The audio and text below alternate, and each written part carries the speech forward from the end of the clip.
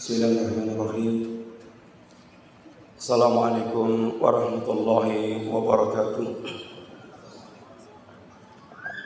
Innal hamdalillah nahmaduhu wa nasta'inuhu wa nastaghfiruh wa na'udzu billahi min shururi anfusina wa min sayyiati a'malina. من يهده الله فلا مضل له ومن يضلل فلا هادي له أشهد أن لا إله إلا الله وحده لا شريك له وأشهد أن محمدا عبده ورسوله لا نبي بعده اللهم صل وسلم وبارك على نبيك المصطفى وعلى آله وصحبه ومن تبعهم بإحسان إلى يوم الدين وبعد. Alhamdulillah, para bapak dan para ibu, ikhwati fillah rahimani wa rahimakumullah, para jamaah sekalian rahimani wa rahimakumullah. Kita bersyukur kepada Allah Subhanahu wa taala yang telah menghimpun kita di tempat yang terbaik di muka bumi, yaitu masjid di antara masjid-masjid Allah Subhanahu wa taala, dalam rangka menjalankan sebagian kewajiban kita sebagai seorang hamba yang berusaha untuk selalu mentaati perintah-perintah Allah, dan juga di antaranya dalam rangka untuk meningkatkan kualitas kita dalam beragama dan sekaligus mewujudkan doa permintaan kita yang tidak pernah berhenti. Selalu kita minta kepada Allah Subhanahu wa taala dengan ungkapan kita sehari yang tidak kurang dari 17 kali. Dalam kondisi normal kita berdoa kepada Allah, ihdinas siratal mustaqim. Dan setiap pagi kita diajarkan wirid pula oleh Nabi kita yang mulia sallallahu alaihi wasallam, Allahumma inni as'aluka ilman nafi'an wa rizqan thayyiban wa amal mutaqabbalan. Kita meminta kepada Allah hidayah supaya selalu di atas siratal mustaqim. Dan kita meminta kepada Allah, ya Allah, aku minta kepada Engkau ilmu yang manfaat, amalan yang saleh, rezeki yang thayyib, dan amalan yang diterima. Dan sungguh hidayah akan kita lalui atau kita akan berada di atas hidayah apabila kita semuanya pertama kali berusaha untuk memahami setiap apa yang diajarkan oleh Allah Subhanahu wa taala. Karena berada di atas hidayah artinya berada di atas siratal mustaqim, ajaran Allah Subhanahu wa taala, dan tidak mungkin kita bisa mewujudkan kecuali kita selalu berusaha untuk memahami apa yang diajarkan oleh Allah Subhanahu wa taala.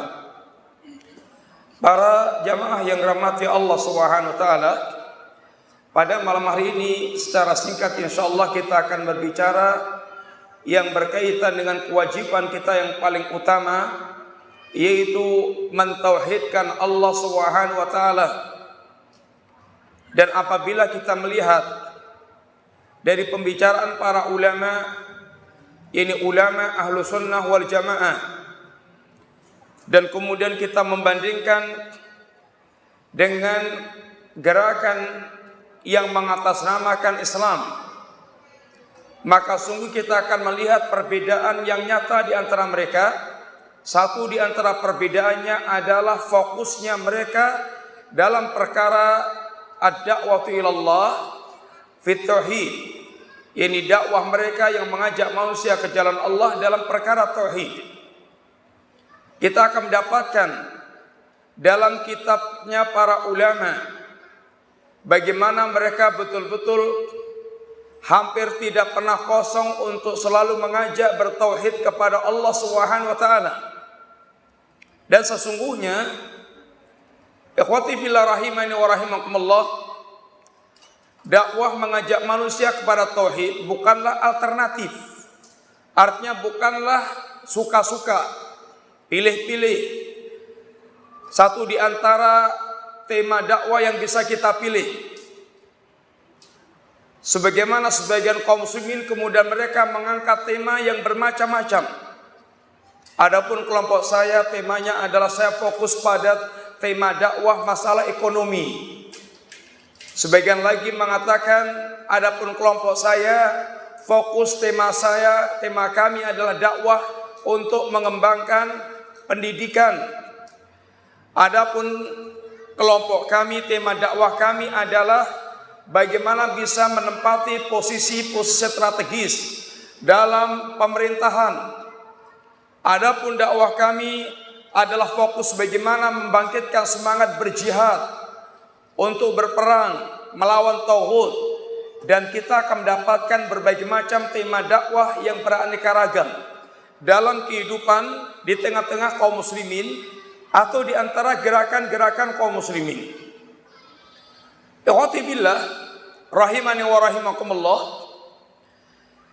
maka sungguh apabila kita nanti melihat satu persatu apa yang mestinya kita ketahui berkaitan kedudukan perkara tauhid ini, kita tidak akan punya kesimpulan lain kecuali bahwa berdakwah mengajak manusia kepada tauhid adalah perkara pertama dan utama yang tidak ada pilihan lain kecuali setiap mukmin harus memilih yang itu. Dan ini masuk di dalam perkataan Allah Subhanahu wa taala, wa ma kana lil mu'minin wala mu'minatin idza qadallahu wa rasuluhu amran ay yakuna lahumul khiyaratu min amrihim. Dan tidak pantas mukmin laki-laki maupun perempuan apabila Allah Subhanahu wa taala telah memilihkan sebuah perkara kemudian dia masih memiliki pilihan lain dari pilihan-pilihan yang telah dipilihkan oleh Allah Subhanahu wa taala. Ikhwani fillah rahimani wa rahimakumullah, secara singkat di antara poin-poin penting yang perlu kita kembali ingat, dan insyaallah kita semuanya telah paham dalam hal ini, mengapa kita mesti harus mendahulukan tauhid sebelum yang lain-lainnya. Yang pertama, bahwa tauhid adalah tujuan penciptaan kehidupan kita semuanya, manusia dan jin. Allah Subhanahu wa taala ciptakan kita semuanya dalam rangka untuk mewujudkan tauhid. Kita semuanya telah hafal ayat yang sering dibacakan oleh para ustadz, para khatib yang mengingatkan kepada kita tentang tujuan diciptakannya kita semuanya. Wa ma khalaqtul jinna wal insa illa liya'budun. Tidaklah kuciptakan jin dan manusia kecuali dalam rangka mereka beribadah kepadaku. Sahabat Ibnu Abbas radhiyallahu anhuma, beliau mengatakan bahwa wa makna ya'budun liyuwahidun, dan makna ya'budun maksudnya adalah liyuwahidun, agar mereka ini mentauhidkanku. Dan dikatakan para ulama kita bahwa semua kalimat dalam Al-Quran yang isinya adalah maklumat tentang ibadah kepada Allah atau isinya adalah perintah untuk beribadah kepada Allah, maksudnya adalah agar mereka mentauhidkan Allah Subhanahu wa taala. Ikhwati billah rahimani wa rahimakumullah, apa bedanya antara orang yang mereka beribadah kepada Allah dengan orang yang mereka telah mentauhidkan Allah Subhanahu wa taala? Apa bedanya dua kalimat ini? Sehingga para ulama kita perlu menegaskan bahwa maksudnya liya'buduni liyuwahiduni, sehingga bukan semata-mata bahwa seorang itu telah beribadah kepada Allah Subhanahu wa taala, akan tapi yang diinginkan adalah mereka mewujudkan tauhid dalam kehidupan mereka. Apa bedanya kalimat saya telah beribadah kepada Allah dengan saya telah bertauhid kepada Allah Subhanahu wa taala? Tahu nggak Pak? Apa bedanya ungkapan saya telah beribadah kepada Allah dengan saya telah bertauhid kepada Allah Subhanahu wa taala? Jangan. Enggak bisa. Kepada Allah belum berarti saya telah mentauhidkan Allah. Tapi apabila saya telah mentauhidkan Allah, berarti tidak ada sesembahan lain yang saya ibadahi kecuali Allah. Iya. Orang yang dia telah beribadah kepada Allah Subhanahu wa taala belum tentu dia telah mewujudkan tauhid. Dan orang yang dia telah mentauhidkan Allah, maka sungguh dia telah mewujudkan ibadah yang dikehendaki oleh Allah Subhanahu wa taala. Lihatlah di antaranya tentang masyarakat Quraisy. Masyarakat Quraisy, para jamaah yang rahmati Allah Subhanahu wa taala, bukan hanya masyarakat yang telah mengenal Allah. Bukan hanya masyarakat yang mereka telah mengetahui atau mengenal Allah Subhanahu wa taala. Akan tapi mereka lebih daripada itu, bahkan mereka adalah orang-orang yang memiliki berbagai macam ibadah kepada Allah Subhanahu wa taala. Coba sebutkan apa di antara ibadah-ibadah yang dilakukan oleh orang-orang Quraisy. Apa kira-kira? Tawaf, apalagi? Apalagi? Selain tawaf, apalagi? Ibadah haji, apalagi? Banyak. Di antaranya orang-orang Quraisy mereka memiliki ibadah haji secara umum, ibadah tawaf secara khusus, dan mereka talbiyah mereka bahkan mirip-mirip dengan talbiyah kita kaum muslimin, hanya memiliki perbedaan sedikit tapi fatal. Ini labbaik Allahumma labbaik, labbaik la syarika la labbaik. Kemudian kata Nabi ketika mendengar mereka sampai kalimat ini, qad cukup. Akan tapi mereka melanjutkan dengan kalimat illa syarikan huwalak tamliku huwa mamalak. Kecuali syarikat yang kau miliki, yang engkau menguasainya dan mereka tidak menguasaimu. Engkau memilikinya dan mereka tidak memilikimu. Ikhwati billah, orang-orang Quraisy mereka memiliki ibadah haji. Dan mereka merasa itu merupakan warisan ajaran Nabiullah Ibrahim alaihissalatu wassalam. Akan tapi telah penuh dengan syirik dan bid'ah. Di antara kesyirikannya mereka telah mengangkat ilah lain selain Allah Subhanahu wa taala. Dan di antara bid'ahnya mereka di antaranya tawaf dengan telanjang dan berbagai macam amalan-amalan yang mereka lakukan. Mereka orang-orang yang memiliki doa.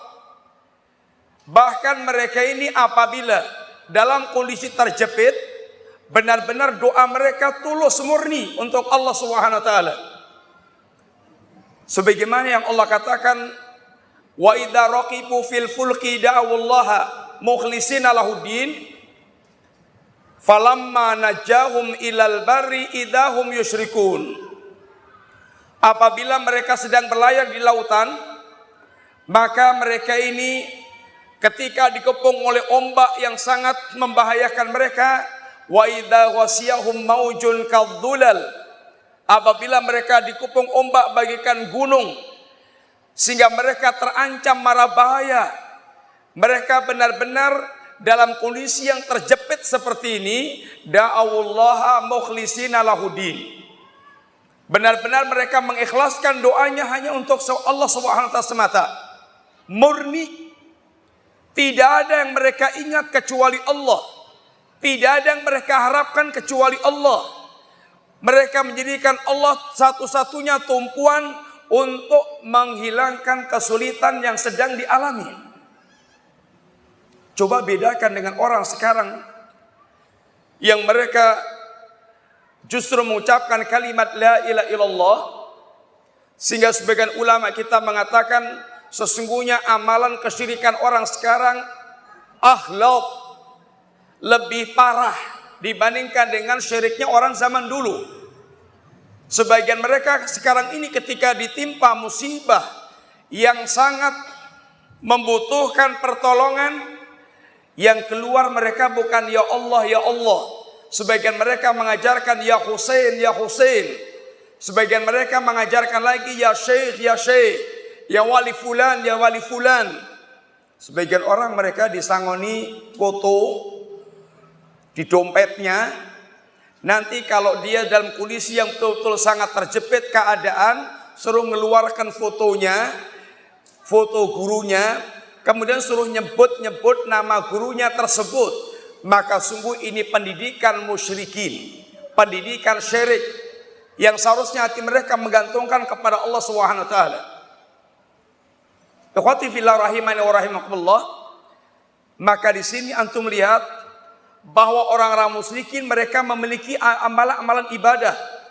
Ada doa, ada tawaf, ada haji secara umum. Kemudian bahkan mereka juga mengenal toharoh. Bahkan Umar mereka pernah bernadar di zaman jahiliyah.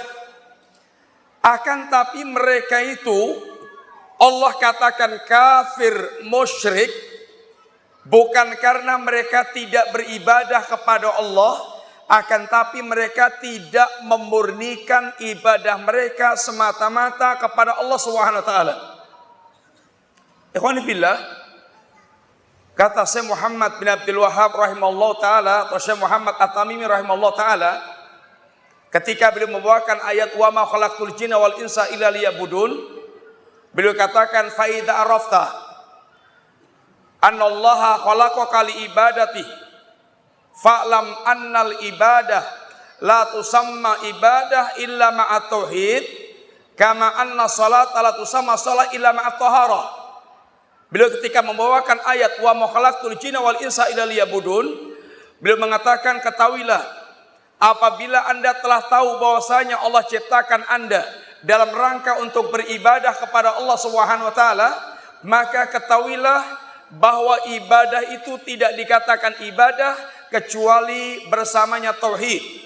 Sebagaimana salat tidak dikatakan salat kecuali bersamanya taharah. Seandainya minta maaf, ada orang salat Masya Allah lama sekali, khusyuk, rukuknya, berdirinya, rukuknya, sujudnya sempurna total, dan bahkan dia di puncak kebaikan dalam salatnya, akan tapi dia tidak memiliki wudu. Bagaimana kira-kira? Bagaimana keyakinan antum secara ilmiah? Bagaimana?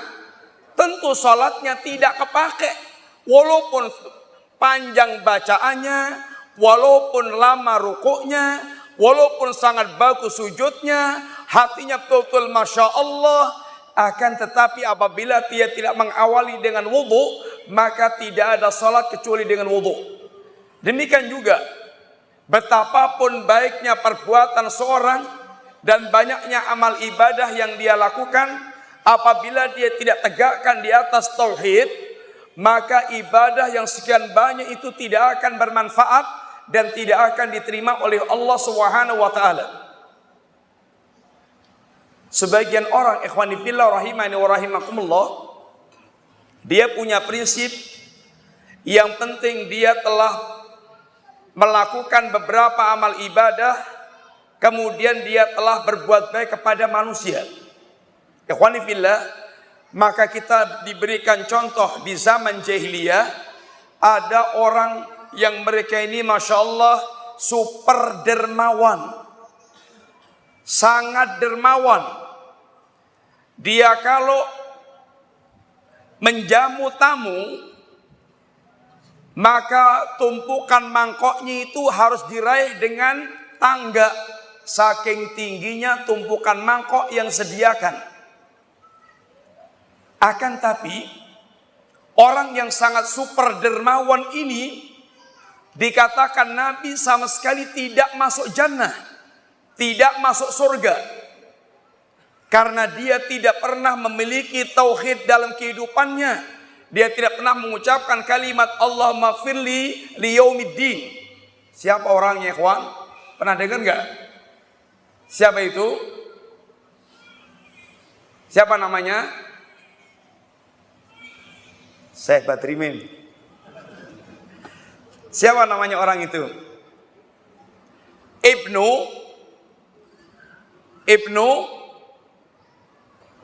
gak usah lanjutin. Jud'an. Ibnu Jud'an. Seorang di zaman jahiliyah yang super dermawan. Kalau bicara soal kedermawanan, dia adalah orang yang super dermawan. Akan tapi karena dia tidak memiliki tauhid, maka semua kebaikan mereka adalah hapus, tidak bermanfaat sama sekali. Karena yang diinginkan Allah adalah kemurnian dalam hal ibadah. Ala lillahi dinul khalis. Ketahuilah agama Allah adalah agama yang murni, sehingga Allah tidak menerima agama kecuali ada apabila dimurnikan agama itu untuk Allah Subhanahu wa taala semata. Ini yang pertama yang perlu kita pahami, bahwasanya kenapa kita mendahulukan tauhid di atas segala-galanya, karena ini adalah dasar. Karena ini merupakan tujuan Allah ciptakan kita adalah untuk mewujudkan tauhid ini. Yang kedua, bahwa tauhid merupakan asas, merupakan pondasi yang akan ditegakkan di atasnya segala-galanya dari amalan kebaikan. Allah Subhanahu wa taala, ikhwani fillah rahimani wa rahimakumullah, memberikan tamsil tentang keseluruhan agama kita. Di antaranya dengan tamsil kasyajaratin thayyibah. Alam tara kaifa daraballahu mathalan kalimatan thayyibah kasyajaratin thayyibatin asluha thabitun wa far'uha fis sama tu'ti ukulaha kulla hinin bi'idni rabbiha wa yadribullahu al-amthala linasi la'allahum yatadzakarun. Tidakkah Anda perhatikan bagaimana Allah Subhanahu wa taala telah membuat tamsil, ini membuat perumpamaan tentang kalimat thayyibah, ini kalimatul iman, kasyajaratin thayyibatin, seperti pohon yang bagus. Bagaimana syajarah yang bagus, ikhwani fillah? Asluha thabitun wa farhuha fis sama tu'ti ukullaha kullahinin bi'idni rabbiha. Pohon yang bagus adalah akarnya kuat, batang percabangannya menjulang tinggi, kemudian buah-buahannya itu keluar selalu dengan izin Allah Subhanahu wa taala. Wa yadribullahu al-amthala linasi la'allahum yatadzakarun. Itulah perumpamaan yang Allah buat. Mudah-mudahan manusia mau mengambil pelajaran dari perumpamaan Allah Subhanahu wa taala tersebut. Mari kita lihat sedikit atau sebentar tentang tamsil kalimat ini. Apa yang Allah umpamakan tentang syajarah thayyibah. Kehidupan iman dan kehidupan seorang mukmin, Allah Subhanahu wa taala tamsilkan dengan pohon yang sempurna. Akarnya kuat, batang percabangannya menjulang tinggi, kemudian mengeluarkan buah-buahnya setiap saat. Para ulama menjelaskan bahwa akar pada bagian pohon itu adalah aqidatut tauhid. Ini akidah tauhid. Kemudian batang percabangan yang menjulang tinggi adalah segala bentuk amalan saleh yang terangkat naik diterima oleh Allah Subhanahu wa taala.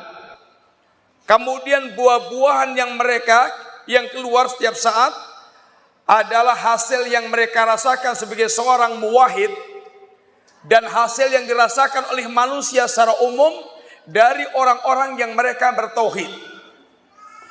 Ikhwati billah rahimani wa rahimakumullah, ada asal dan dikatakan asal. Apa itu asal?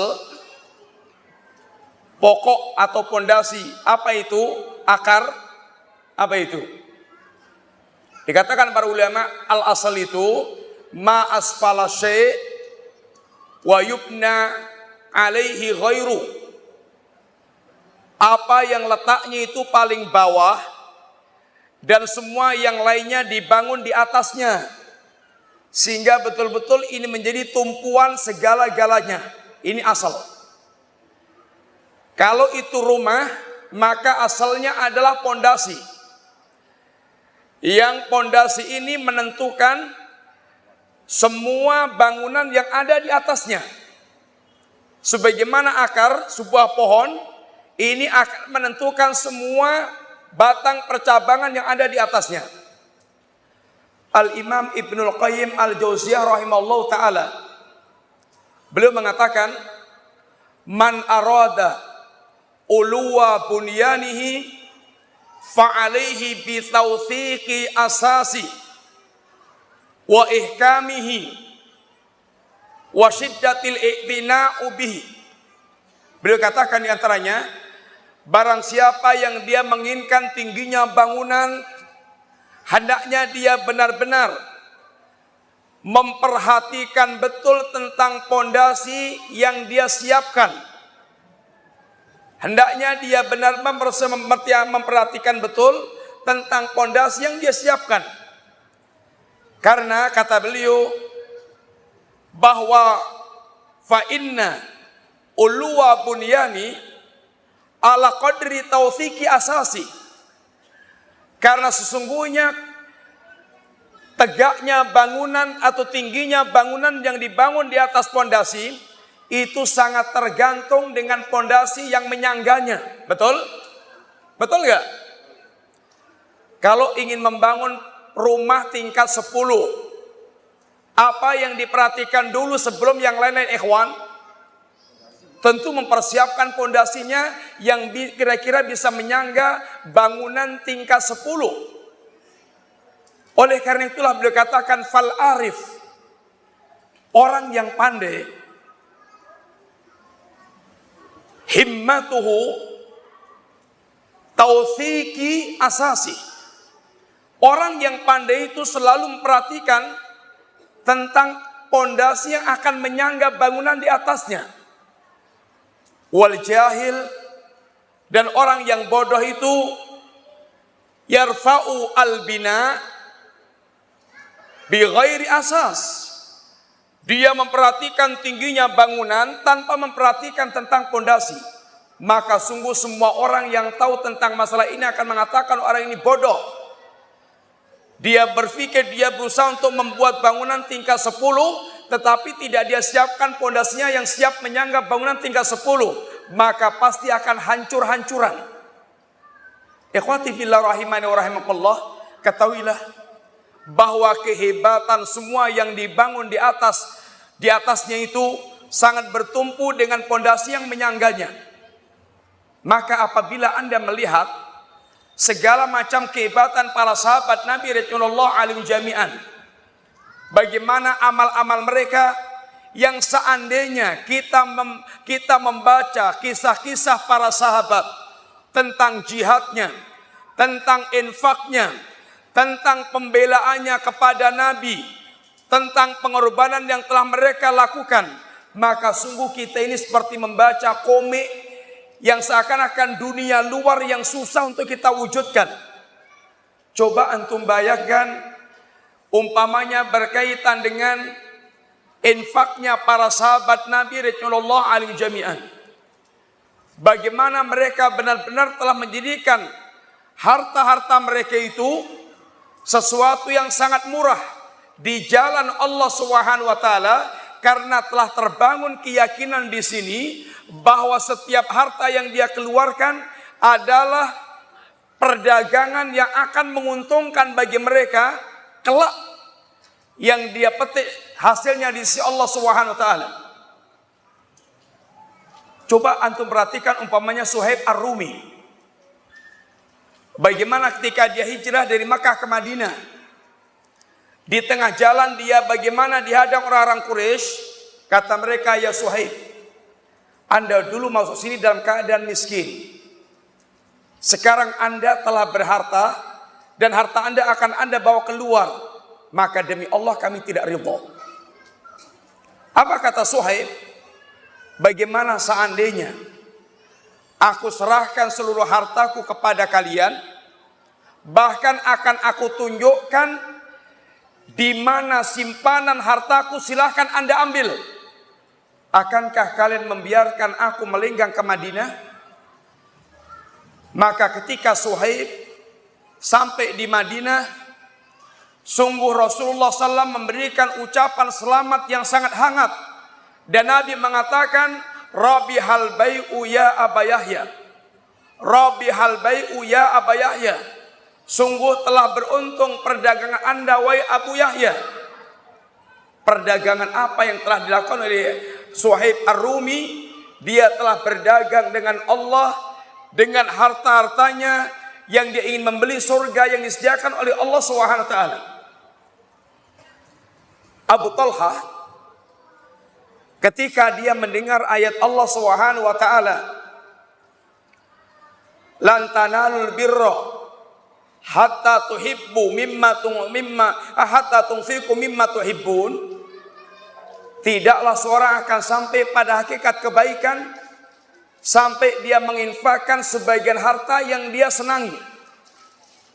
Maka Abu Talha dia mulai tengok harta yang dia miliki, dan dia dapatkan harta yang paling dia miliki, yang paling dia senangi adalah kebun Bairuha, kebun yang ada di masjid depan Masjid Nabawi, yang Nabi pernah memasuki dan meminum airnya di situ. Maka dia datang kepada Nabi, ya Rasulullah, aku serahkan kebun ini kepadamu, silahkan engkau gunakan sesuai dengan apa yang telah Allah ajarkan kepadamu. Lihatlah bagaimana Suhaib Ar-Rumi benar-benar Abu Talha, bagaimana hatinya betul-betul dia telah menjadi hati yang orientasi kehidupannya adalah perdagangan mereka dengan Allah SWT. Lihat pula bagaimana orang-orang yang para sahabat, bagaimana mereka dalam hal kebaikan dan dalam hal menghentikan keburukan. Sungguh semua yang kita baca dari sejarah kehidupan para sahabat Nabi, semuanya adalah hasil tarbiyah imaniyah yang telah dilakukan Rasulullah sekian tahun. Hati mereka dididik, benar-benar hati mereka telah berwarna dengan warna keimanan.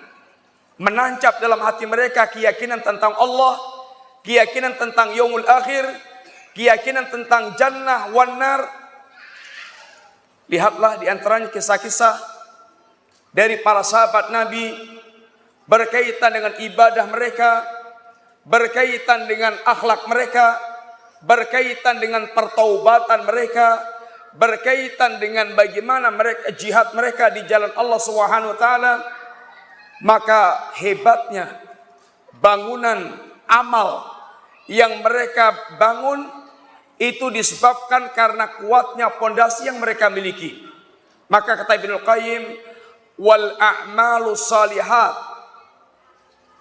wa darajat bunyanun. Amal-amal saleh dan tingkatan amal yang mereka lakukan itu adalah bangunan. Wa asasuha al-imanu, dan pokoknya pondasinya itu adalah iman. Ikhwati billah, maka kenapa di antaranya yang pertama kali wajib kita perhatikan adalah betul-betul perkara tauhid, akidah tauhid sebelum yang lainnya. Karena sungguh perkara ini menjadi sebuah dasar dari setiap amal yang kita lakukan, yang apabila amal kita tidak kita tegakkan di atas ini, maka la yanfa, sama sekali tidak bermanfaat.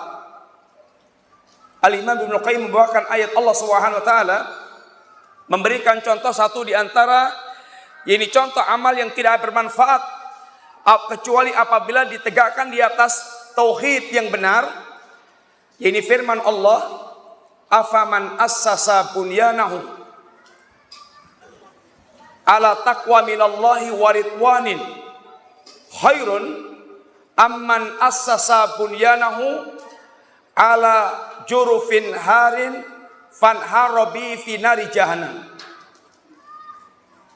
Ikhwati billah, beliau katakan, apakah orang-orang yang mereka membangun bangunannya, Allah katakan dalam ayat ini, apakah orang-orang yang mereka membangun bangunannya di atas dasar takwa kepada Allah dan mencari keridhaan Allah, ini adalah buah tauhid. Ini adalah kehidupan orang-orang yang mereka bertauhid kepada Allah Subhanahu wa taala. Itukah yang lebih baik, ataukah orang yang mereka membangun bangunan, yang mereka membangun bangunan di pinggir jurang, kemudian bangunan ini bersama penghuninya longsor langsung ke jahanam? Syekh Abdul Malik Ar-Ramadhani, beliau ketika menerangkan atau memberikan catatan tentang ayat ini, bahwa ayat ini berkaitan dengan amalan yang sama tetapi menghasilkan hasil yang berbeda. Amalannya adalah sama-sama membangun masjid. Yang satu masjid yang dibangun oleh Nabi dan para sahabat, yaitu Masjid Quba. Yang masjid ini dibangun di atas asas ketakwaan kepada Allah dan mencari keridhaan Allah Subhanahu wa taala. Adapun yang satu, masjid yang dibangun orang-orang munafik yang dikenal dengan Masjid Dirar. Maka masjid yang dibangun Nabi dan para sahabat, amal yang akan mengantarkan ke surga, ke jannah, karena tegak di atas ketakwaan kepada Allah dan mencari keridhaannya. Sedangkan masjid yang satu dibangun di atas asas kekufuran, fondasi atau akidah yang rusak, maka amal mereka bagaikan bangunan yang longsor langsung ke lembah jahanam. Maka la yang tidak bermanfaat sedikit pun. Sehebat apapun ikhwati billah amal yang dilakukan oleh seseorang, akan tapi tidak tegak di atas tauhid yang lurus, maka la yang Yang ketiga, kenapa kita mesti mendahulukan akidah tauhid dalam seluruh dakwah dan pembinaan yang kita lakukan?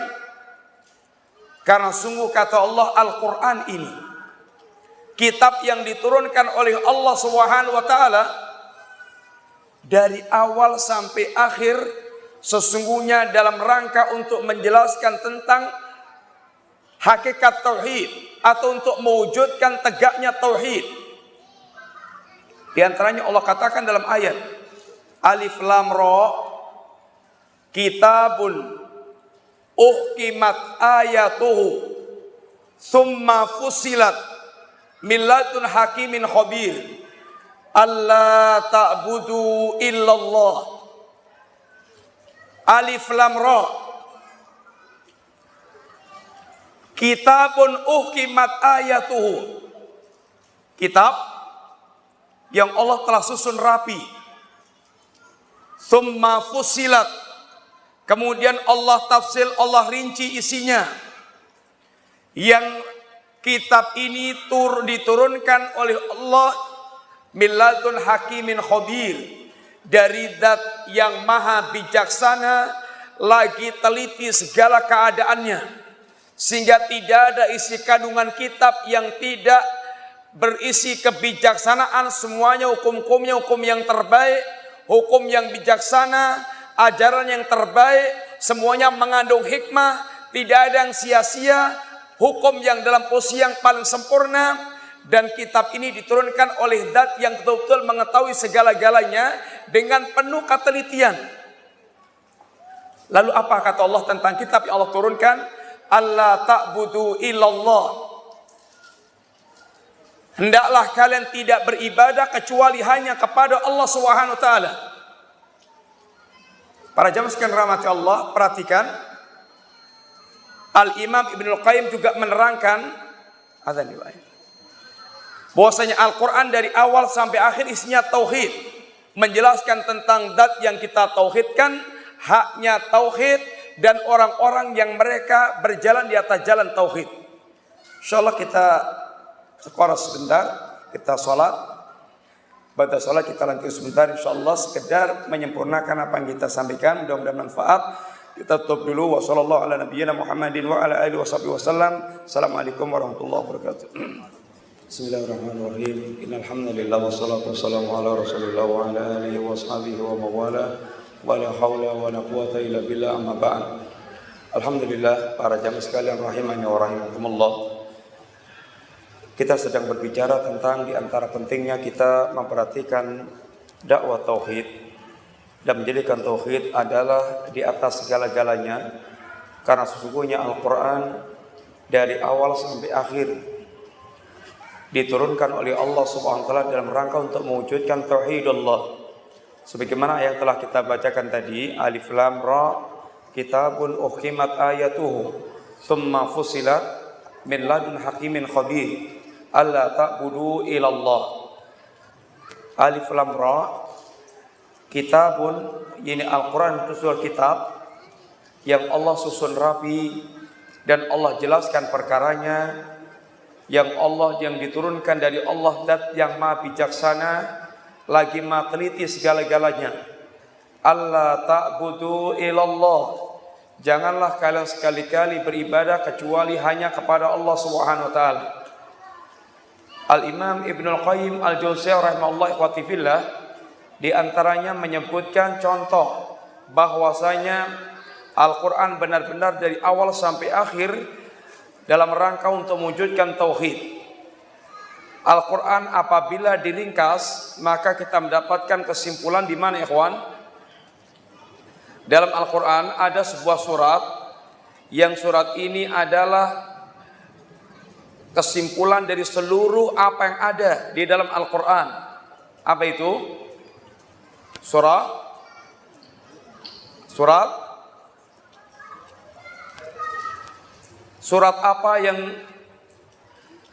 apa yang diantara namanya adalah Ummul Kitab? Surat Al-Fatihah. Surat Al-Fatihah dikatakan Ummul Kitab. Adalah induk. Apa itu induk? Apa itu induk? Apa itu induk? Induk ya tempat kembalinya semua cabang-cabang. Al-Quran atau Ummul Kitab, Al-Fatihah dikatakan Ummul Kitab karena Al-Fatihah isinya adalah seluruh apa yang terkandung dalam Al-Quran, maka ringkasannya ada di dalam surat Al-Fatihah. Mungkin kita pernah mendengar isi Al-Quran itu kalau diringkas atau tema besarnya 3. Apa itu? Yang pertama, Al-Quran tema besarnya 3. Yang pertama, tauhid. Yang kedua, ahkam. Yang ketiga, qasas, kisah-kisah. Yang pertama tauhid, yaitu penjelasan yang berkaitan dengan Allah Subhanahu wa taala. Zat yang wajib kita sembah dengan ini mentauhidkan Allah. Sehingga Al-Quran bicara tentang Allah panjang lebar dengan segala macam ungkapannya. Yang kedua tentang ahkam, tentang hukum-hukum. Maka semua hukum ini sesungguhnya merupakan haknya tauhid. Kenapa kita salat? Karena kita menyembah, karena kita beribadah kepada Allah. Kenapa kita puasa? Kenapa kita zakat? Kenapa kita haji? Kenapa kita jihad? Kemudian kenapa kita melakukan segala rangkaian hukum syariat? Karena kita adalah orang yang menyembah Allah, yaitu yang mentauhidkan Allah Subhanahu wa taala. Seandainya bukan karena tauhid, maka kita tidak peduli dengan semua amal-amal ibadah tersebut. Yang ketiga apa tadi? Kisah. Yaitu kisah-kisahnya orang-orang yang mereka bertauhid dan kisah-kisahnya orang-orang yang mereka menyimpang dari jalannya ahli tauhid. Maka dalam surat Al-Fatihah, coba antum simak sebentar surat ini. Alhamdulillahirabbil alamin. Bicara tentang apa itu ikhwan? Alhamdulillahirabbil alamin. Apa objek pembicaraannya? Tentang Allah Subhanahu wa taala. Ar-Rahmanir Rahim. Apa pembicaraannya? Tentang Allah Subhanahu wa taala. Maliki Yaumiddin. Apa pembicaraannya? Tentang Allah Subhanahu wa taala, zat yang menguasai di hari pembalasan. Kemudian iyyaka na'budu wa iyyaka nasta'in. Apa isinya? Aktivitas ibadah yang harus hanya ditujukan kepada Allah Subhanahu wa taala. Ini penghambaan kepada Allah, ini tauhid. Sehingga dari ayat pertama, kedua, ketiga, keempat, maka sungguh ini semuanya isinya adalah at-tauhid. Adalah tauhid. Kemudian ihdinas siratal mustaqim. Apa itu as-siratal mustaqim? Apa itu as-siratal mustaqim, ikhwah? Yaitu jalan yang mengantarkan manusia sampai kepada Allah Subhanahu wa taala, yang realnya adalah syariat Islam. Jalan Islam, syariat yang mengantarkan manusia hingga sampai kepada Allah Subhanahu wa taala. Kemudian siratal ladzina an'amta alaihim. Alladzina an'amta alaihim, orang-orang yang Allah berikan nikmat. Ghairil maghdubi alaihim waladhdallin, bukan jalannya orang yang engkau murkai dan bukan jalannya orang yang engkau sesatkan. Alladzina an'ama Allah alaihim, alladzina an'amta alaihim, dan ghairil maghdubi alaihim dan ad-dallin. Ini adalah kisah tentang orang-orang yang pertama, orang-orang yang lurus tauhidnya sehingga berjalan di atas jalan tauhid, jalannya ahli tauhid. Dan yang kedua, kisah tentang orang-orang yang menyimpang dari jalannya ahli tauhid. Dengan demikian sesungguhnya Al-Quran dari awal sampai akhir menjelaskan tentang masalah tauhid. Oleh karena itulah, ketika kita telah mengetahui bahwa tauhid merupakan tujuan diciptakannya manusia, tauhid merupakan asas yang menjadikan diterimanya seluruh amal-amal manusia, dan tauhid merupakan hakikat Allah Subhanahu wa taala menurunkan Al-Quran, kitab bimbingannya. Oleh karena itulah tidak ada seorang nabi dan rasul pun dalam berdakwah ke tengah-tengah umat manusia kecuali dakwah para nabi semuanya adalah mengajak kepada tauhid.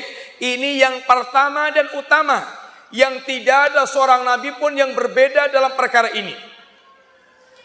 Sekarang saya tanya kepada Bapak sekalian, para nabi dalam menghadapi masalah problematika yang ada di tengah-tengah umatnya berbeda atau sama? Problematika yang dihadapi oleh para nabi ini berbeda atau sama?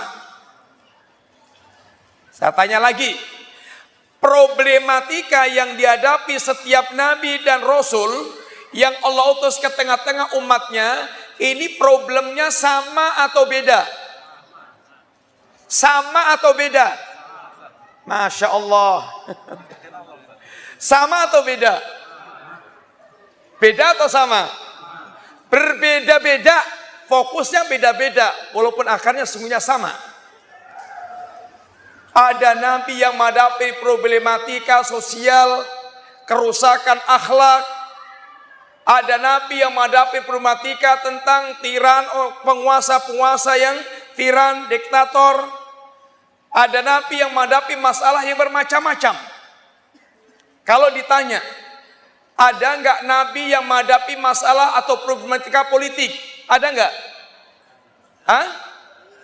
Ada enggak nabi yang menghadapi problematika politik? Ada? Sekarang saya tanya, apa yang dimaksudkan dengan problematika politik? Problem politik yang dihadapi oleh setiap yang sekarang ini, kita ini sekarang beda yang kita hadapi. Sekarang problem politik kita Masya Allah luar biasa. Sekarang kita tanya, ada nggak nabi yang menghadapi problem politik? Dan apa yang dimaksudkan dengan problematika politik itu? Apa ya kawan? Problematika politik tentunya kita insya Allah semuanya akan sama pendapatnya, yaitu tidak berhukumnya penguasa dengan hukum Allah. Benar? Sehingga mereka selalu kafir, tauhid kafir, tauhid kafir. Kenapa? Karena tidak berhukum dengan hukum Allah Subhanahu wa taala. Saya tanya, apakah ada penguasa di zaman Nabi yang dihadapi oleh para Nabi yang penguasanya berhukum dengan hukum Allah? Tidak ada. Semuanya tidak ada penguasa yang berhukum dengan hukum Allah, alias semua para Nabi menghadapi problem politik. Akan tapi perhatikan, baik para nabi yang dihadapi dengan permasalahan, fokusnya permasalahan kerusakan akhlak, kemudian dihadapi kerusakan dalam masalah ekonomi, penyimpangan dalam masalah ekonomi, penyimpangan dalam masalah akhlak, kemudian kerusakan berat dalam masalah politik dan yang lain-lainnya.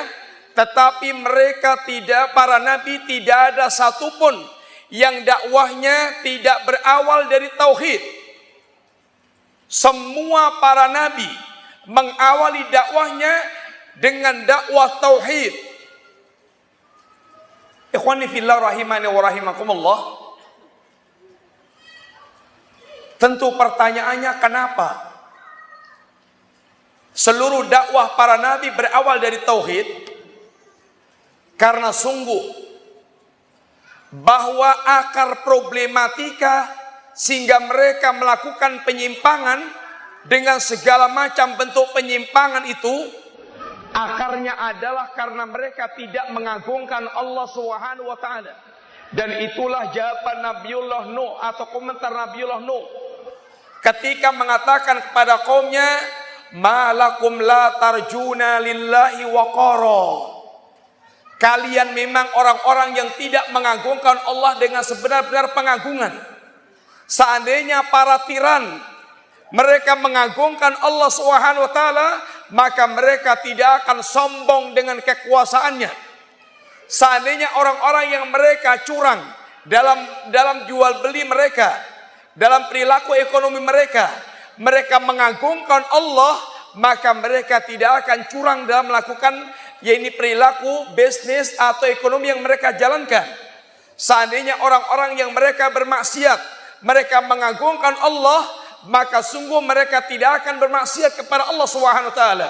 Semua penyimpangan yang terjadi disebabkan karena mereka tidak mengagungkan Allah dengan pengagungan yang sebenarnya.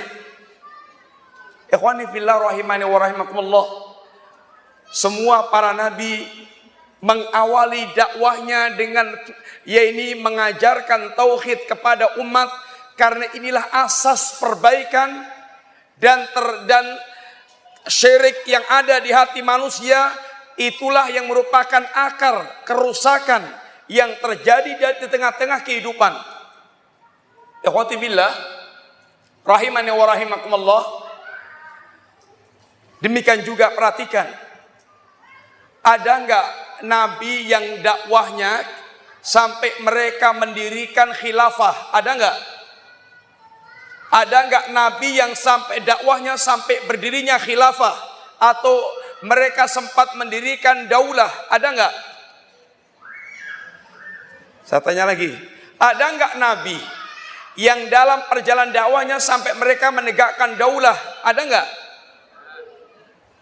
Ada enggak? Ada. Ada enggak? Oh, ada, pertanyaan ada atau enggak gitu aja. Ada. Ada. Nabi yang raja seperti Nabiullah Sulaiman, Nabiullah Muhammad SAW juga Allah berikan kesempatan memiliki daulah Madinah. Sekarang pertanyaannya, ada enggak nabi yang mereka sempat tidak mendirikan daulah? Ada enggak nabi yang dakwahnya sampai tidak sempat mendirikan daulah, atau mereka tidak sampai pada mendirikan daulah? Ada enggak? Banyak. Kemudian ada enggak nabi yang baik yang mendirikan daulah atau yang tidak mendirikan daulah, yang dakwah mereka meninggalkan tauhid? Ada enggak? Tidak ada. Maka apapun problemnya dan apapun target yang akan mereka capai, maka sungguh dakwah tauhid adalah pilihan pertama dan utama yang tidak boleh ditinggalkan, karena ini merupakan pokok yang mendasari semua yang lain-lainnya. Ikhwani fillah rahimani wa rahimakumullah.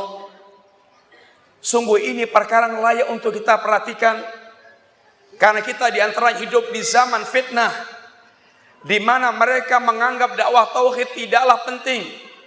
Bahkan sebagian mereka mengatakan dakwah tauhid merupakan dakwah pemecah belah umat. Seandainya Anda diberikan kesempatan untuk menegakkan daulah, akan tapi Anda tidak memperhatikan tauhid, maka sungguh warna syirik akan menjadi warna kehidupan masyarakat.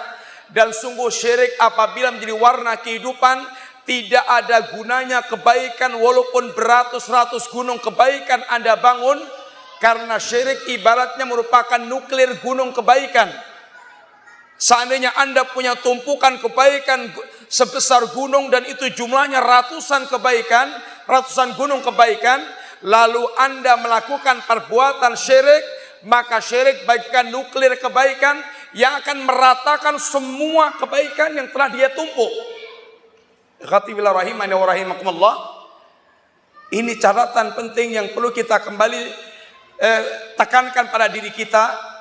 Jangan pernah kita meremehkan sedikit pun dakwah tauhid. Lihat Nabiullah Nuh, yang kita diperintahkan Allah, fasbir kama sabara ulul asmi minar rusul. Bersabarlah Anda sebagaimana sabarnya ulul asmi dari kalangan para rasul. Ulul asmi itu siapa aja ikhwan? Di antaranya Nuh, Musa, Ibrahim, Isa, Muhammad sallallahu alaihi wasallam. Lihatlah Nabiullah Nuh. Berapa tahun lamanya Nabiullah Nuh berdakwah ikhwan? 950 tahun. Alfasanatin illa khamsina aman. Dan Anda perhatikan bagaimana Nuh berdakwah selama 950 tahun. Dakwah utamanya adalah bagaimana mengajak manusia bertauhid, bagaimana mengajak mereka bertakwa kepada Allah, bagaimana mengajak mereka menjadi orang yang taat kepada Rasul dan tidak merubah cara dakwahnya walaupun pengikut tidak bertambah-tambah, bahkan cenderung mereka ini semakin mengingkari dan menjauh dari Nuh. Sebagaimana Allah telah katakan tentang Nuh, dakwah yang dilakukan siang dan malam dengan terang-terangan dan sembunyi-sembunyi. Qala rabbi inni da'autu qaumi lailan wa nahara walam yazidhum du'ai illa firara wa inni kullama da'autum litaghfira lahum ja'alu asabi'ahum fi adhanihim wa sarru wastakbaru istikbaran. Ikhwati billah, ya Rabb, aku telah berdakwah kepada kaumku siang dan malam, malam dan siang. Aku lakukan semua di antaranya dengan sembunyi-sembunyi, dengan terang-terangan. Dan aku ajak mereka betul-betul agar mereka meminta ampun kepadamu. Akan tapi ternyata dakwah yang aku lakukan tidak membuat mereka kecuali tambah lari. Mereka sumpelkan jari jemari mereka di telinga-telinga mereka. Mereka tutupkan baju mereka di wajah-wajah mereka. Dan mereka menyombongkan diri dengan perilaku mereka. Maka Nabiullah Nuh dengan menghadapi umat yang demikian, Nuh tidak pernah bergeser dari dakwah mengajak mereka kepada tauhid. Nabiullah Ibrahim alaihissalatu wassalam, beliau adalah orang yang telah dipuji Allah dan Allah jadikan sebagai Khalilur Rahman. Bagaimana beliau berdakwah kepada ayahnya sendiri, bagaimana beliau berdakwah kepada sang raja, bagaimana beliau berdakwah kepada masyarakatnya, hingga Nabiullah Ibrahim dieksekusi dengan disiapkan pembakaran yang sangat besar sampai untuk melemparkan Ibrahim dengan manjane, alat lempar dari jarak jauh. Dan Nabiullah Ibrahim alaihissalatu wassalam, semuanya mereka lakukan mendapatkan penderitaan demikian semata-mata karena mendakwahkan dakwah tauhid. Nabiullah Musa ketika menghadap Fir'aun, bukan untuk menggulingkan kekuasaan Fir'aun dan bukan untuk merebut kekuasaan Fir'aun, akan tapi Musa datang untuk menunjukkan kepada Rabbul Alamin Allah Subhanahu wa taala, menuntun Fir'aun agar mereka mengagungkan Allah Subhanahu wa taala. Dan Nabiullah Muhammad 13 tahun berdakwah di Mekah, tidak ada tema lain kecuali akidah. Ketika Nabiullah Muhammad telah merasa tidak ada pintu lagi di Mekah, beliau pergi ke Taif, menawarkan kalimat yang agung, kalimat la ilaha illallah kepada tokoh per tokoh di Taif, sampai mereka bahkan bersepakat untuk mengusir Nabiullah Muhammad sallallahu alaihi wasallam. Di antara mereka kumpulkan semua penduduk untuk melempar dan mengusir Nabi hingga berdarah-darah. Dan Nabi bersabar, bahkan ditawari oleh malaikat gunung.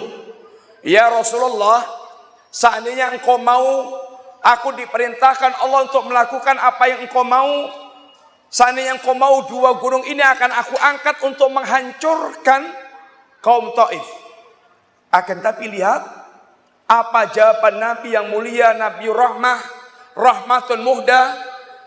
Beliau mengatakan, la, tidak wahai malaikat, bal arju ayuhrijallahu min aslabihim may ya'budullaha wa la yusriku bi syai'an. Tidak wahai malaikat, bahkan aku ingin seandainya keluar nanti dari tulang sulbi mereka orang yang mereka hanya beribadah kepada Allah semata tanpa menyekutukan Allah sama sekali. Ikhwani fillah rahimani wa rahimakumullah. Sungguh para nabiullah telah membela mati-matian dakwah tauhid tanpa merubah jalan mereka apapun resiko yang mereka hadapi. Tidakkah kita telah membaca dalam sejarah perjalanan dakwah Nabi kita yang mulia, telah datang tawaran-tawaran yang sangat menggiurkan kepada Nabi, atau intimidasi yang sangat menggetarkan jiwa Nabi. Nah, telah pernah datang tawaran kepada Nabi, ya Muhammad, kalau engkau dengan dakwahmu ingin menjadi orang nomor 1 di negeri ini, akan aku angkat engkau sebagai pemimpin dan kami akan taat semua kepadamu. Ya Muhammad, kalau engkau dengan dakwahmu engkau inginkan harta yang banyak, akan aku kumpulkan sehingga engkau menjadi orang paling kaya di antara kami. Ya Muhammad, seandainya engkau dengan dakwah menginginkan seorang wanita, akan kami pilihkan wanita tercantik di antara kami. Seandainya engkau dengan dakwahmu karena penyakit yang tidak bisa engkau obati, maka akan aku carikan obat dan akan aku biayai semua pengobatan sampai sembuh dari penyakit itu. Semua ucapan mereka ditolak oleh Nabi dengan tegas, dan bahkan pernah sampaikan kepada sang paman ketika pamannya didesak agar Nabi mundur dari medan dakwah, mendakwahkan tauhid yang dianggap mencaci maki sembahan-sembahan mereka. Apa kata Nabi? Wallahi, demi Allah wahai paman, la wada'u samsa fi yamini wal qamara fi shimali ala an asruqa hadal amr. Wahai paman, seandainya mereka meletakkan matahari di tangan kananku dan bulan di tangan kiriku agar aku meninggalkan urusan dakwah ini, sungguh aku tidak akan tinggalkan urusan dakwah sampai Allah memenangkan urusanku atau Allah menghancurkan perkara dakwahku ini. Akhwati billah, maka sungguh ini perkara yang menjadi tuntutan setiap kita untuk menjadikan hak Allah adalah segala-galanya sebelum kita mendakwahkan atau mengutamakan yang lainnya. Karena sungguhnya tauhid merupakan haknya Allah Subhanahu wa taala, hak pertama yang menentukan segala-galanya. Inilah kalimat-kalimat singkat yang kita sampaikan pada malam hari ini. Dan yang terakhir, apabila kita telah mengetahui bahwa tauhid adalah dakwah yang pertama dan utama dan segala-galanya, apa itu yang namanya tauhid? Apa itu tauhid? Kalau ditanya sekarang, apa itu tauhid? Karena tidak boleh kita bingung dalam urusan ini, ikhwan. Sekarang ini apabila orang bicara tauhid dan tidak Anda jelaskan, maka orang akan pulang dengan isi kepalanya masing-masing. Contoh, seorang dai mengatakan, bapak-bapak, ibu-ibu, mari kita mentauhidkan Allah Subhanahu wa taala. Jangan sampai kita menyekutukan Allah Subhanahu wa taala. Kalimat ini tidak akan mungkin diingkari. Tapi kalau Anda tanyakan kepada pemilik dakwah ini, maka di antara mereka yang mereka maksudkan dengan tauhid itu ternyata hanyalah tauhid rububiyah. Artinya hanya soal pengakuan tentang Allah, Allah yang maha besar di atas segala-galanya. Kemudian tidak pernah ada upaya untuk menjadikan ibadah amaliyah ubudiyah totalitasnya untuk Allah, alias tauhid uluhiyah tidak diperhatikan.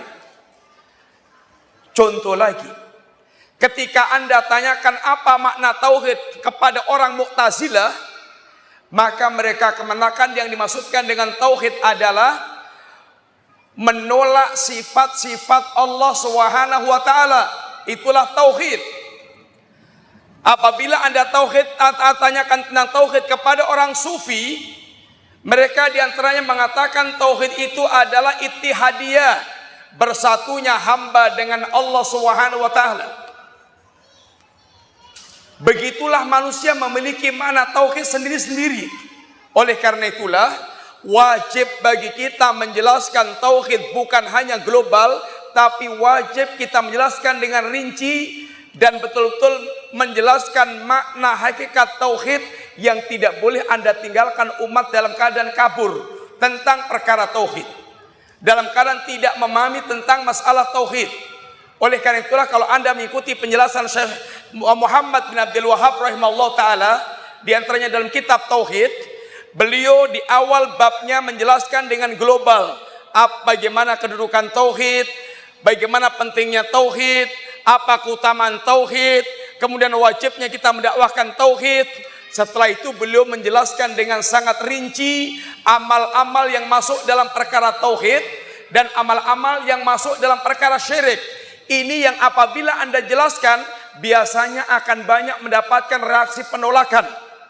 Dan ingatlah juga, ikhwati billah, bahwa penolakan semua para tauhid dunia, baik itu syaitan, para dukun, atau juga mereka yang menolak hukum Allah, atau orang-orang yang sombong, letak permusuhannya dengan dakwah para nabi bukan karena para nabi ingin merongrong kekuasaan, bukan para nabi mengganggu tentang harta mereka, tapi letaknya adalah pada dakwah yang mengajak kepada tauhid. Itu titik permusuhan mereka, bukan yang lain-lainnya.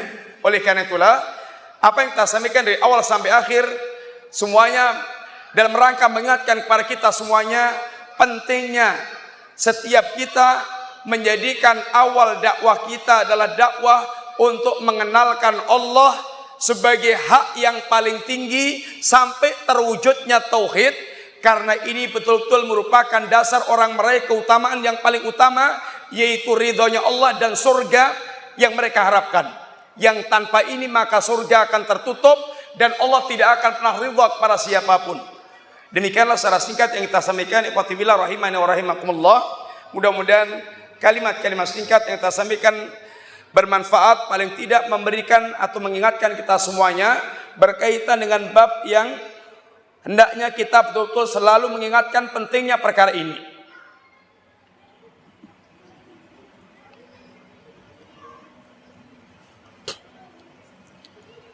Mohon penjelasannya mengenai cara mengenalkan tauhid kepada anak menggunakan media gambar, patung atau boneka dan musik. Prinsipnya mendakwai anak tentang tauhid sebagaimana Rasulullah SAW pernah mendakwai Ibnu Abbas yang waktu itu masih anak-anak, kira-kira umurnya 9 tahun, sehingga ucapannya dengan ya gulam, ya anak. Akan tapi Rasulullah telah mengajarkan kepada Ibnu Abbas kalimat-kalimat penting, kalimat-kalimat mendasar yang isinya diantaranya tentang penjaga ihfadillah yahfadka, agar menjaga Allah dan agama Allah. Kemudian isinya lagi tentang tauhid, wa idza sa'alta fas'alillah wa idza sta'anta fasta'in billah. Isinya adalah iman kepada takdir. Maka hadis ini menjelaskan kepada kita sesungguhnya anak-anak itu bisa kita ajak komunikasi dengan bahasa kita.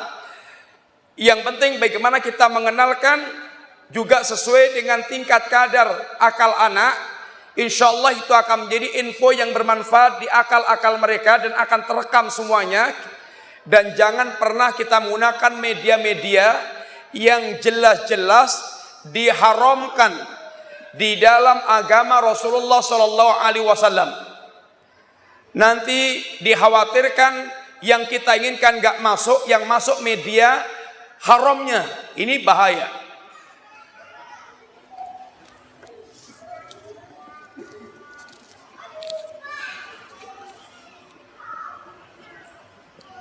Apakah orang yang melakukan kesyirikan otomatis batal keislamannya?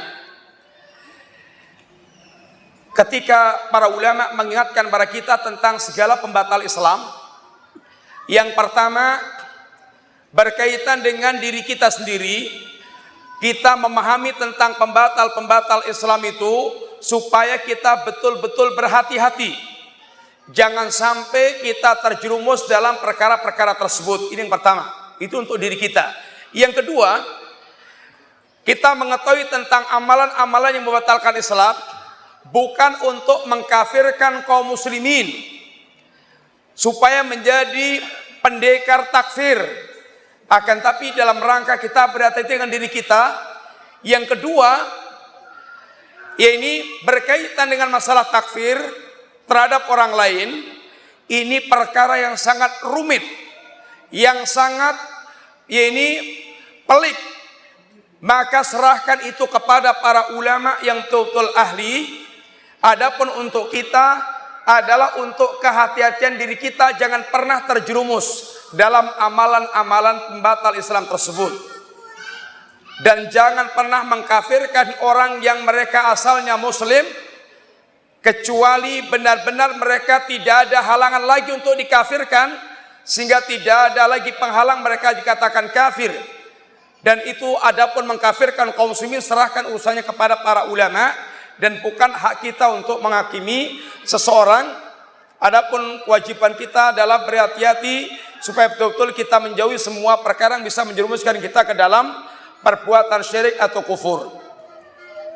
Adapun apabila kita pernah melakukan perbuatan syirik, kemudian kita datang ke majelis pengajian dan tahu itu syirik, maka kita tinggal bertaubat. Dan kita bisa memperbarui syahadat secara pribadi, bukan di hadapan orang banyak, tetapi secara pribadi, dan kita memperbarui tauhid kita, dan kita membuang kesyirikan yang telah kita ketahui tentang perkara itu merupakan perkara syirik. Saya pernah beberapa kali mengingatkan teman, jangan menuhankan ikhtiar. Sebenarnya dalam ilmu tauhid yang benar seperti apa konsep ikhtiar yang tepat tanpa menuhankannya? Ikhtiar itu adalah bagian tawakal. Tawakal itu gabungan dua hal.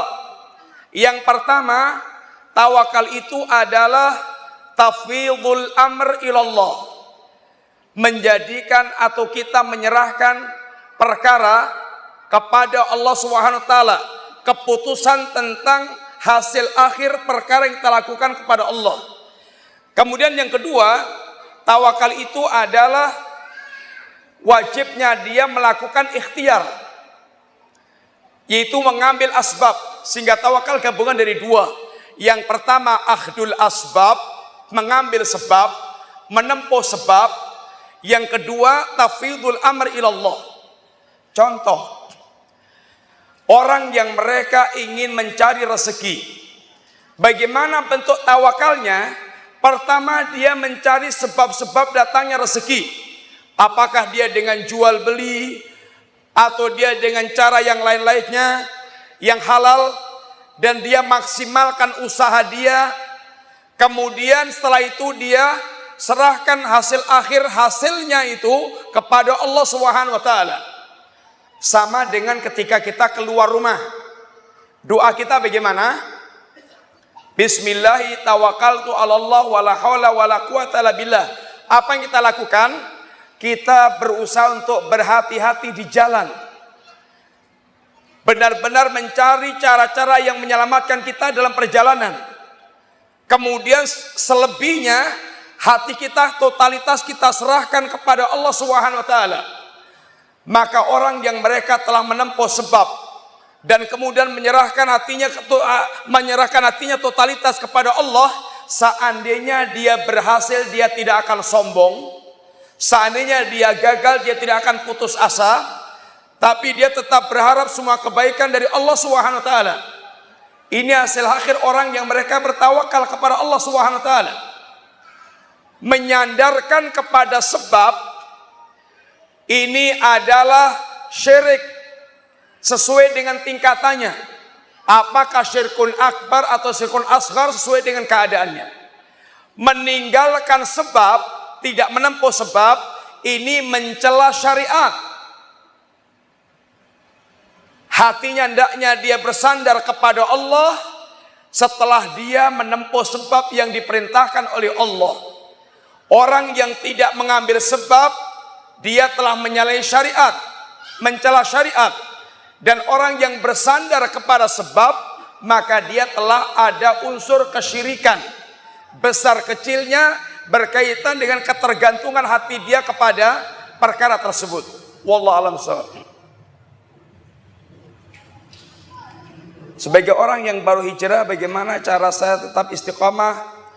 Istiqomah itu intinya adalah luzumus siratil mustaqim, betul-betul selalu melazimi jalan yang lurus. Di antara faktor istiqomah yang pertama, jangan pernah kita lupa berdoa kepada Allah Subhanahu wa taala, karena pangkal pokoknya istiqomah adalah istiqomahnya hati. Dan hati kita benar-benar di tangan, di antara jari jemari Allah. Dan Nabi kita tidak pernah meninggalkan doa atau sering berdoa dengan doa, ya muqallibal qulub tsabit qalbi ala dinik. Waidat yang membolak-balikkan hati, teguhkanlah hatiku di atas agamamu. Yang kedua, jangan pernah berpisah dari majelis ilmu, karena sungguh ilmu merupakan ruh bagi keimanan kita. Ilmu merupakan cahaya dalam perjalanan kita, dan ilmu merupakan penyegar yang akan menyegarkan pohon keimanan yang telah ada di hati kita. Barang siapa yang dia meninggalkan majelis ilmu, maka tunggu saat layunya tanaman iman yang ada di hati kita. Yang ketiga, jangan pernah tinggalkan lingkungan yang saleh. Bersabarlah untuk bersama orang-orang yang saleh. Itulah nasihat Allah, wasbir nafsaka ma'al ladina yad'una rabbahum bil ghadati wal asyi yuriduna wajha Allah. Yuriduna wajha. Sabarkan jiwa Anda bersama dengan orang-orang yang mereka selalu beribadah kepada Allah pagi dan sore. Ini orang-orang yang mereka istiqomah di atas ibadah kepada Allah.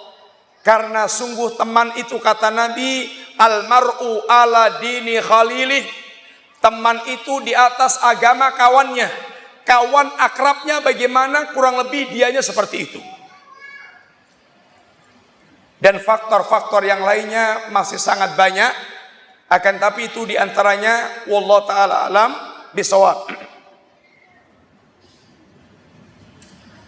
Jika kita bertakwa kepada Allah tanpa bertauhid, tadi disebutkan akan sia-sia amalan kita. Apa saja tauhid itu? Tauhid itu sesungguhnya tauhid itu hakikatnya adalah menjadikan totalitas ibadah kita hanya untuk Allah. Tauhid dikatakan tauhid dari kata-kata wahada yuwahidu tauhidan, yaitu ja'ala syai' wahidan, menjadikan perkara itu tunggal. Dan tidaklah dikatakan tauhid kecuali bergabung padanya dua perkara, an-nafyu wal isbat, penolakan dan penetapan.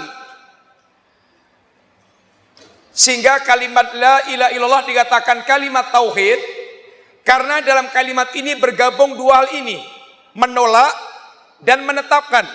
Sehingga dia menjadi satu-satunya. Karena tauhid maknanya adalah ja'ala syai' wahidan. Tidak ada sesembahan yang sebenarnya kecuali Allah. Sehingga semua sembahan selain Allah adalah sembahan yang batil. Satu-satunya yang hak hanyalah Allah Subhanahu wa taala. Sekarang contoh kalimat begini. Pak Budi duduk di masjid. Pertanyaannya, ini kalimat tauhid atau bukan? Ini kalimat yang bermakna tauhid atau bukan? Bukan. Kenapa, Pak? Ada orang lain selain Pak Budi yang duduk. Iya, masih ada kemungkinan orang lain yang duduk di masjid selain Pak Budi. Memang Pak Budi duduk di masjid, tetapi tidak menafikan adanya orang lain yang juga duduk di masjid. Boleh jadi tetap ada kemungkinan orang lain duduk di masjid. Pak Budi bukan satu-satunya. Sekarang kalau kalimatnya begini, tidak ada seorang pun yang duduk di masjid kecuali Pak Budi. Ini kalimat yang bermakna tauhid atau bukan? Kenapa Pak?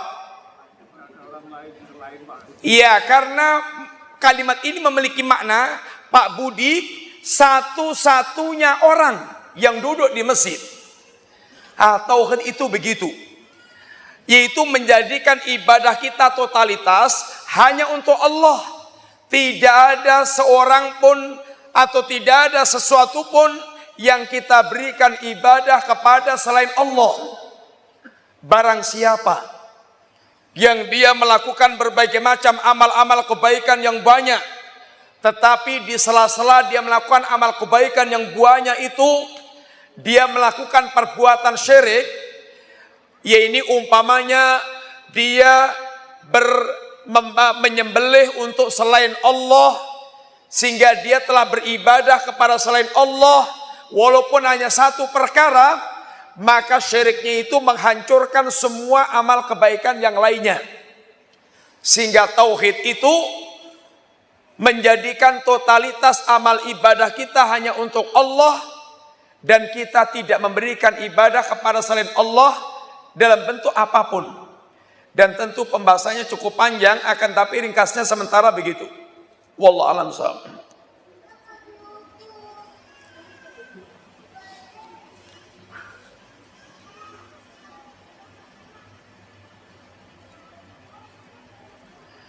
Bagaimana tahapan menuntut ilmu dalam mempelajari ilmu? Yang pertama, pilihlah guru yang benar-benar membimbing Anda kepada perkara yang akan menuntun kepada jalan Allah yang benar. Salah pilih guru akan salah kedaden. Salah pilih guru bakal salah kedaden. Contoh, ada anak Masya Allah rajin ngaji, Masya Allah rajin ngaji, Masya Allah dia datang ke ustadznya, rajin, Masya Allah. Tahu-tahu kemudian bapaknya dikafirkan, ibunya dikafirkan, kakaknya dikafirkan, presidennya dikafirkan, camatnya dikafirkan, lurahnya dikafirkan, kafir semuanya. Ini juga hasil ngaji, tapi salah kedaden Pak. Pertama karena salah mengambil guru. Yang kedua,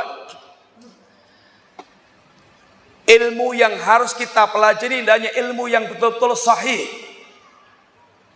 Tidak dikatakan muta'alim ala sabilin najah, kecuali tidak kita katakan orang yang belajar di atas jalan keselamatan, kecuali ilmu yang dia pelajari ilmu yang sahih.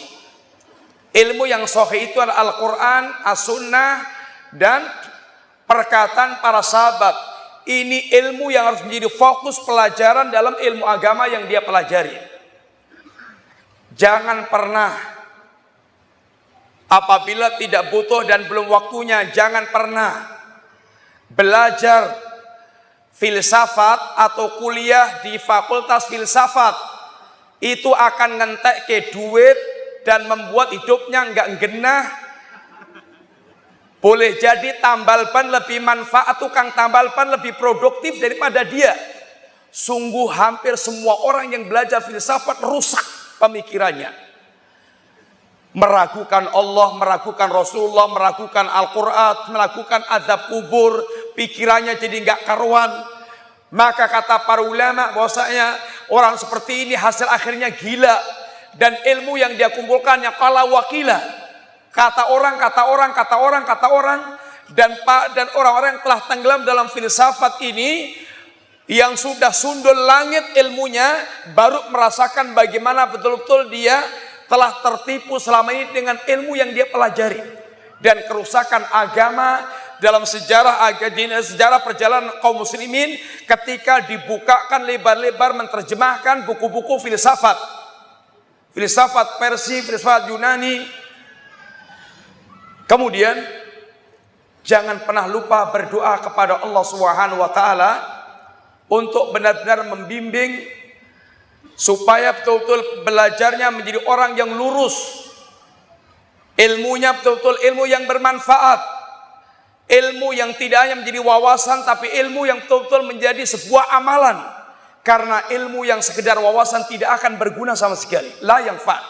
Bahkan menjadi hujjatun alih, menjadi hujah yang akan menggugah dia kelak ketika di depan pengadilan Allah Subhanahu wa taala. Madza amila, apa yang telah dia lakukan berkaitan ilmu yang telah dia miliki. Demikian sekalian, mudah-mudahan manfaat. Kalau bisa minta maaf. Mudah-mudahan Allah kumpulkan kita di dunia ini sebagaimana kita berkumpul karena Allah. Mudah-mudahan Allah kumpulkan kita di akhirat, di Jannatul Naim bersama dengan Nabi yang mulia. Ada 2 hadiah yang dipesan panitia untuk disampaikan kepada antum dengan menjawab pertanyaan. Pertanyaan pertama, sebutkan 2 poin di antara pentingnya kita mempelajari atau mendahulukan tauhid dalam dakwah kita. 2 aja. Silahkan ya kawan. Nggak ada yang minat. Jualannya nggak laku nih, Mas. Yang kedua, pertanyaan kedua, apa arti ayat ini? Wa ma khalaqtul jinna wal insa illa liya'budun.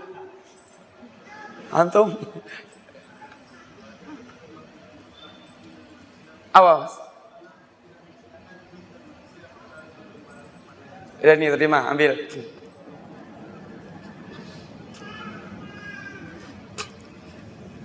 Pertanyaan berikutnya, siapakah sahabat yang dipanggil oleh Rasulullah dengan ya gulam ihfadillah yahfadka? Ya udah. Demikian sekalian, mudah-mudahan manfaat. Wassalamualaikum warahmatullahi wabarakatuh.